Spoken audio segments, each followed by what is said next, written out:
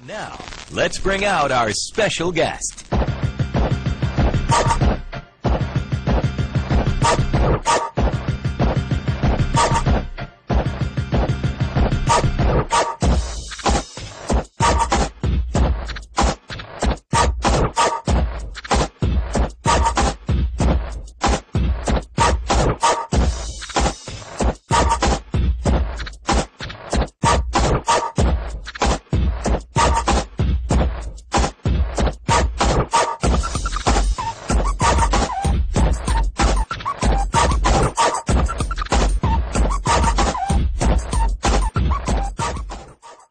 Blood sacrifice for fame. A lot of you won't get this, but those of you who are up on entertainment already know the truth. Let's talk about Prince starting off. In 98 and 99, Prince would end all his tours with letting the world know what's coming ahead, but no one knew what he was talking about. Check it out.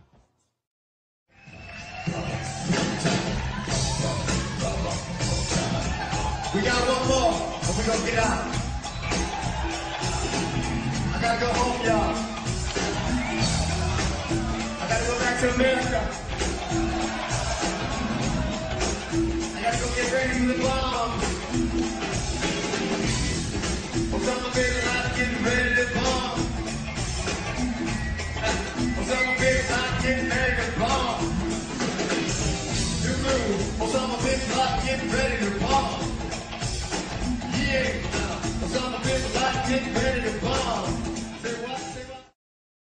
Now you tell me, how did Prince know about the bombs 2 to 3 years ahead of time, when Al-Qaeda and Osama bin Laden weren't even talked about until the bombs and the towers actually went down? That lets you know the elite lets these guys know what's up ahead of time. Once you hit that $50 million marker, you become very special to the elite, and it lets you know what they know. And by Prince being an artist, they like for you to sing about it. They also, if you're a big-time movie director, they like for you to put it in your movies. They tell us every day, but most Americans are brain dead. But yes, Prince is an Edomite, and I'm going to explain it very carefully. Even though Prince had black people in his family, don't get it twisted. They were not all black, okay? As seen here. Here's the man that brought Prince in the world, John Nelson. Well, most folks didn't know that John was 50% Italian, 50% black. And what that means, half and half. John's father, who is Prince's grandfather, was 100% Italian, and his lineage does not go back to the Moors. So that makes Prince an Edomite. Here's Prince's mother, Mattie Shaw. She was also 90% Italian, 15% black. Prince came from an Italian family, much like Lenny Kravitz. Prince's father is not an Israelite. Prince's father was a blood sacrifice. And Prince is a straight up flaming faggot, and on top of it, he's an Edomite.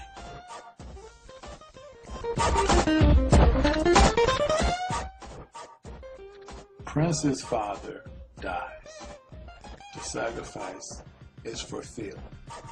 Let's turn the tables. Let's talk about Aaliyah. A lot of folks want to believe that Aaliyah was our angel. I'm sorry to inform you, she wasn't. The truth on why Aaliyah died, her death was planned out by someone who loved her and needed her for his own blood sacrifice. Now, Aaliyah was not as innocent as people play upon. There's a lot of things that Aaliyah was involved in. She was involved with 2 different men. I'll explain later. Meanwhile, Damien Dash was the guy she fell in love with. And while Damien Dash had Aaliyah falling in love with him, or as he said, he fell in love with her as well, Damien Dash was involved with another woman. We will show you that woman as the film is rolling. Damon Dash didn't have love for Aaliyah. Damon Dash really didn't give two squats about Aaliyah. But what he did need her for is for his own journey. See, Damon Dash took the oath, just like his partner Jay-Z. And they all know about the sacrificing to become famous and wealthy. Well, let's just turn back the tables. Because before Dash, Jay-Z was popping this. Oh yeah, don't get it twisted. Jay-Z and Aaliyah had a thing going on. That is not a lie if you've seen it in the past. Jay-Z would meet Aaliyah at the club or sometimes bring her to the club. The thing is, Damon used to see Jay-Z with her. But Jay-Z really didn't have an interest. He kind of liked her, but he didn't. Dash really wanted her for other reasons, as seen here. Aaliyah was kind of giving out, I hate to say it this way, but Aaliyah was kind of giving out like a joint. She was what they call a jump around with these two particular guys. In Aaliyah's last film, she plays this demonic vampire evil witch. It's amazing that certain roles you take can depict how your life will play out. In the final role that Aaliyah played, she played this witch being turned into ash into stone. But little did she know that playing a film would come out to be reality. Aaliyah playing Nosedive because it was way overweight. Everyone aboard pretty much died. But during that day, after the shoot, Rock the Boat, Damon was calling Aaliyah pretty often. He was begging her to get on that plane so he could see her, so he said. See, it was all in the plans. Aaliyah was the blood sacrifice so that Damon could reach his fortune and his fame. I'll explain it as the film rolls. During the funeral, the guys come out with one hand over another. That's to let the elite know that the sacrifice have taken place, and now they're at the finale.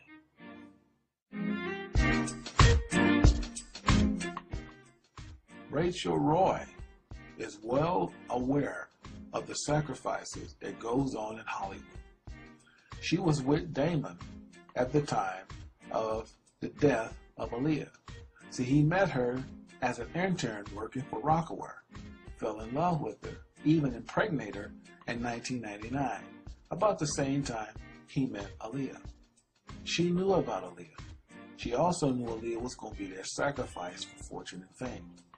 When Aaliyah passed, he got back with Rachel, but did not marry her till 2005.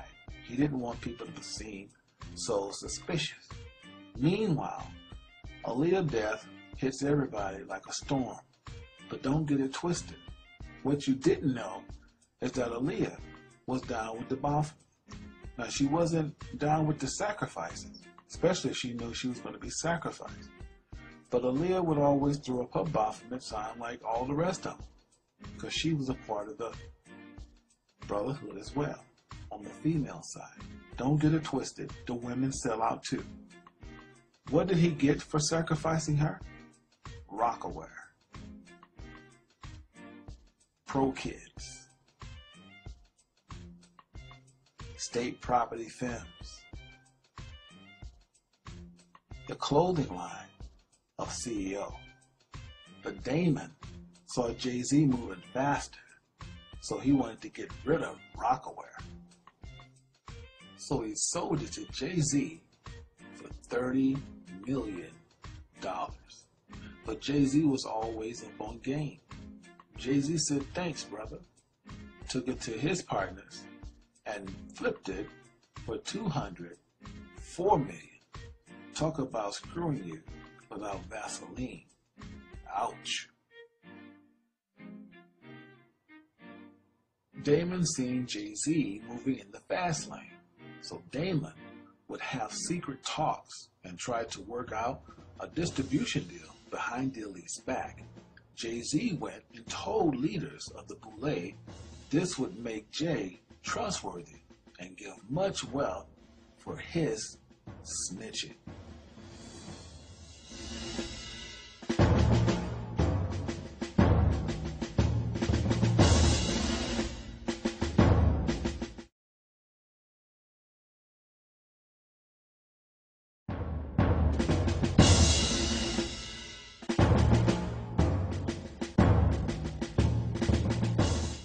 Jay-Z was rewarded very well for his role in snitching on Damon Dash. He got the 40/40 Club, Rockaware, Def Jam Recordings, New York Knicks, Jay-Z Inc., and also lunch with Bill Gates.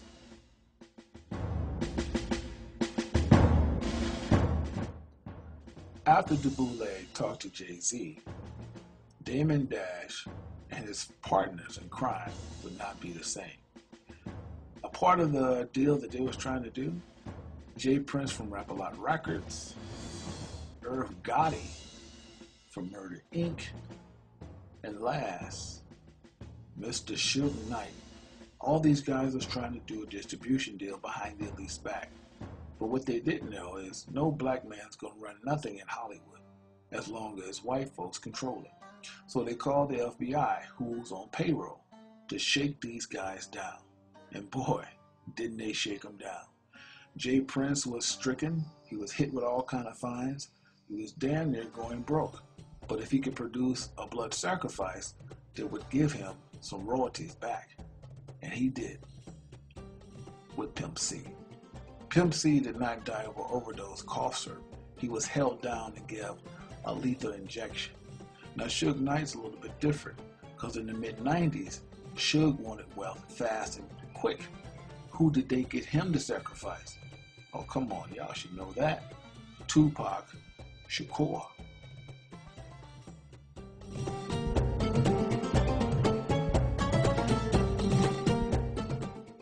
Irv Gotti thought the world was his until the FBI put bogus charges on him for indicting cocaine and others bogus charges, stripped him of all his riches. Def Jam spit him out. BET had nothing else to do with him.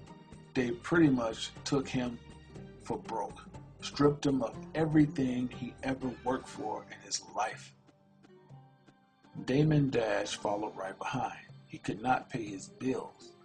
Rachel Roy did not want to be a blood sacrifice, so this past April of 2009, she knew to divorce him because who's ever close to Damien, whether it be his kids or her, he would use them for a sacrifice so that he can get his royalties back.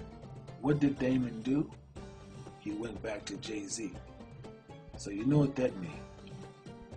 Dash is officially Jay-Z's bitch.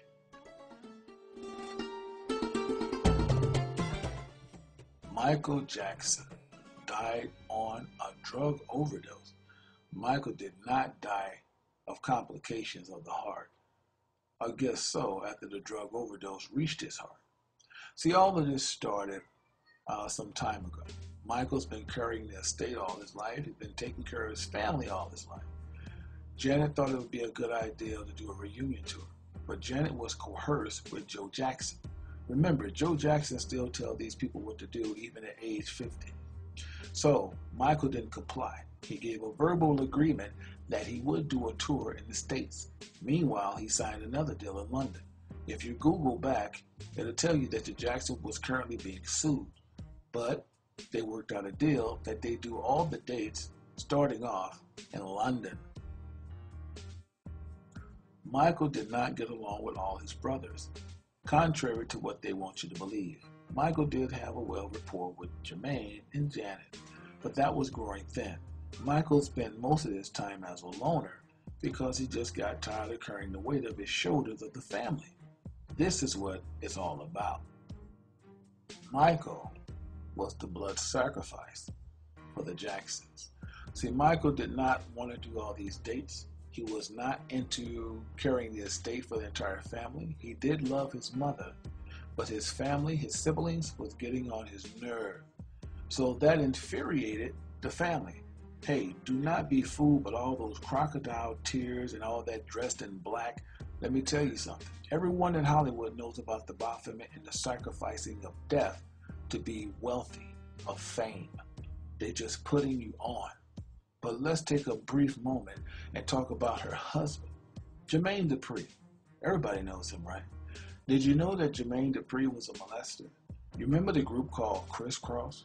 He molested both of those boys and paid them off. Yeah. Who are they? Well, let's get that slide. This is Crisscross. Now, back in the 90s, they were hot with the cut called Jump Jump. Now, the guy to the right, he's still around. Dude to the left, he's in hiding. This messed these guys up for the rest of their life, man. Now, check out this dude. He was a part of the Crisscross. His hair is falling out now. I'm not saying it's from him, but I'm just saying they twisted, man. Their whole life is just upside down. But they took the bait. They didn't take the oath, but they took the bait. But they might take the oath because they're trying to get a current deal with Def Jam Records. Not Def Jam, but Columbia through So Def that Jermaine Dupri owed. If you see all the spots in his head, that's a disease. I forgot exactly what it's called, but man, look how that brother ended up. Now let's get back to the Jacksons. Joe Jackson at that. You know, Michael did not get along with this man at all. He's controlling. He's still telling him what to do at 50. But nevertheless, Michael dies 4 or 5 hours later. This man rents an Atlas truck. What is that? It's a storage van. He takes all of Michael's possessions out. And remember, this is not even his house. He don't even have the jurisdiction to do it. But he did it. He took all his possessions out and put it in a private storage. Why in the hell would a daddy do that that has nothing to do with his son? Because he knows Michael's name, his possessions is worth money. Joe Jackson is sitting there in deep thought. This man, the guilt that they live with every day, this is why they turn to cocaine, this is why they turn to alcoholic, because they know what they have done to get where they're at. Now, the guy, the doctor of Michael, he just did what he was told. Delise told him to give him a lethal injection, and that's what he did. He's even stopped his practice. Meanwhile, Janet with the half-nakedness, with the boobs sticking out, with the thong up the butt. When it comes down to it, the family is totally damn wicked. Alright? He did not want to do anything that they portraying him to be. He wanted to just be left alone.